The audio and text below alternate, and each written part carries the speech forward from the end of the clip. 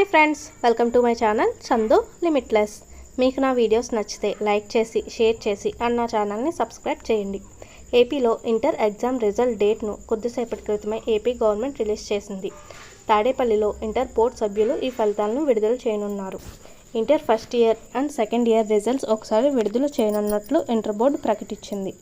ఇప్పటికే ఎగ్జామ్స్కి సంబంధించి వాల్యుయేషన్ అంతా కంప్లీట్ చేసి రిజల్ట్స్కి అయితే ఏర్పాటు చేశారు.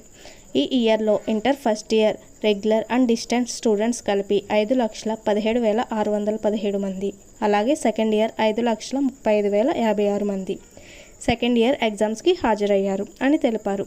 అయితే రిజల్ట్ డేట్ వచ్చేసి ఏప్రిల్ 12 ఫ్రైడే, అంటే రేపు ఉదయం 11 గంటలకు విడుదల చేయనున్నారు.